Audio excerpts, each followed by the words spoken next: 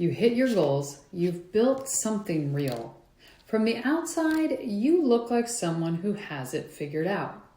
But there's this thing that happens, maybe late at night, maybe mid-meeting, maybe in the shower, where you catch yourself wondering why it still feels so hard, why you still second guess the big calls, why the version of yourself you imagine becoming hasn't quite showed up yet. That's not a strategy problem.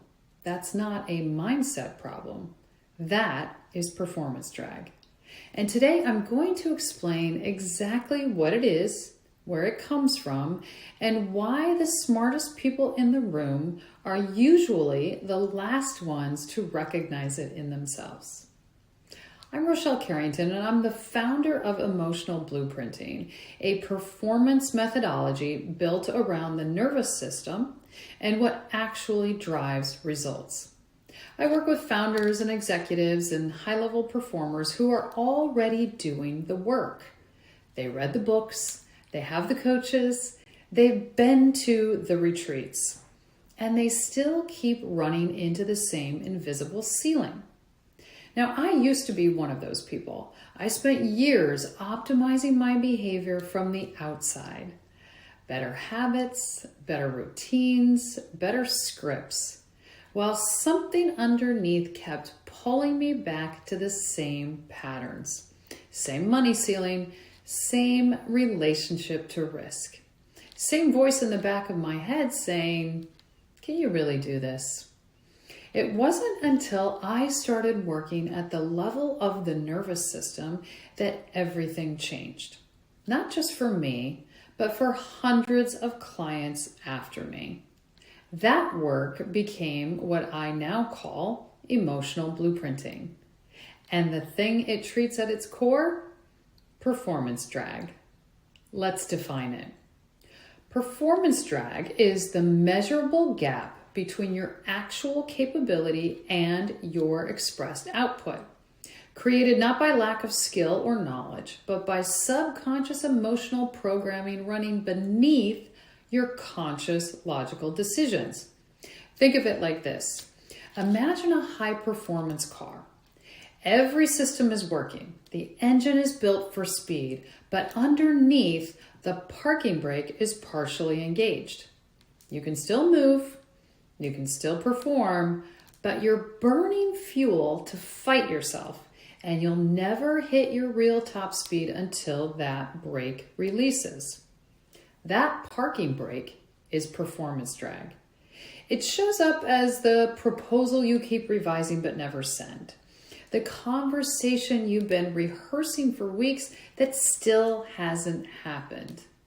The decision you make by committee because trusting yourself still feels too risky.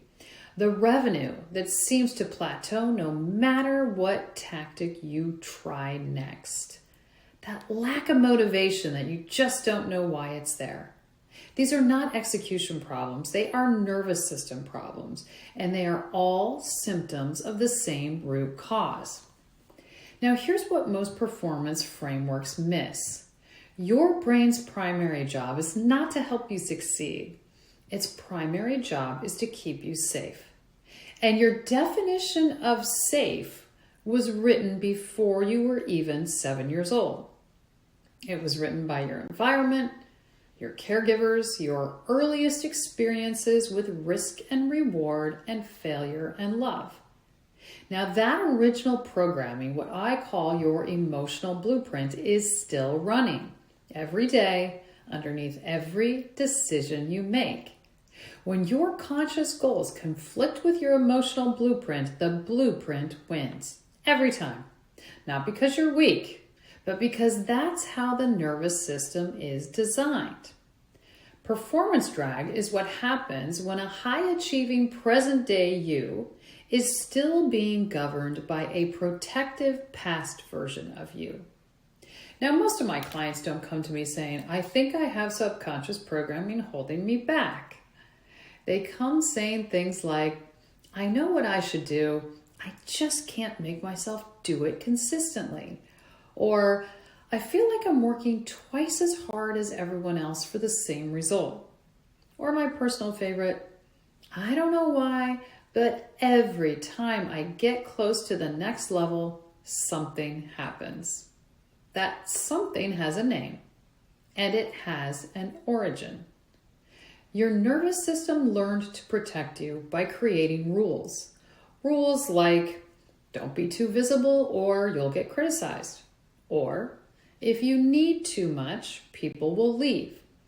Or, success is dangerous because it changes who you are to other people. Now, none of these rules were conscious decisions. They were adaptations, survival strategies. Your nervous system in survival mode looks an awful lot like self-sabotage when you're 45 and running a company. One of my clients, a CEO who was brilliant, really one of the sharpest operators I've ever worked with, he couldn't close deals above a certain dollar figure. His technical skill wasn't the issue. His sales process wasn't the issue. But his nervous system had a rule installed in childhood that said, people with money are dangerous.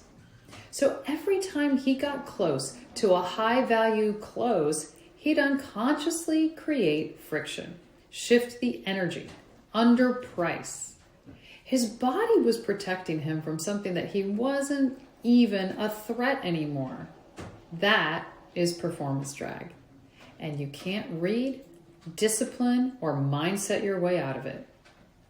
I've identified 7 patterns that show up consistently across high performers experiencing performance drag. As I go through these, I want you to notice if any land a little too close to home. Sign number 1, execution without traction. You're doing everything right, the strategy, the effort, the consistency, and the result keeps underperforming your input. You feel like you're pushing a boulder uphill in sand. Sign 2, proximity without commitment. You get close to the big goal, the launch, the hire, the deal, the relationship, and something in you pumps the brakes. You call it timing, you call it being not ready, you call it a sign from the universe. It's your nervous system pulling you back to what's familiar. Number 3, over-reliance on data. Before deciding, you need one more number, one more report, one more expert opinion before you move. This isn't diligence. This is nervous system deferral dressed up as analysis. Sign 4, leadership lag. Your instincts are ahead of your action. You know the right call before the meeting starts, and then you spend the entire meeting gathering consensus for the decision you already made, because expressing your authority feels unsafe. Sign 5, emotional debt. You keep pushing through, suppressing the signal that something needs to shift because stopping feels like failing. This creates a backlog. You don't collapse dramatically, you just erode. And then one day, you burn out and can't explain why. Sign 6, the invisible ceiling. Your income, your team size, your reach, they grow to a point and then hover. You keep hitting the same number. No amount of tactical change ever moves it because it's not tactical. It's a blueprint level set point. And sign 7, success without satisfaction. You hit the goal, you should feel proud. Instead, you feel empty or anxious or like the next threat, the next goal is already around the corner. High achievers in performance drag almost never get to fully land in their wins.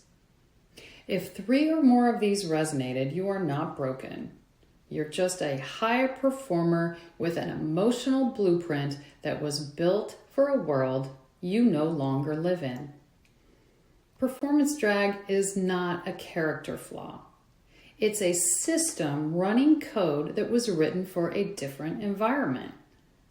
The good news is that code can be rewritten.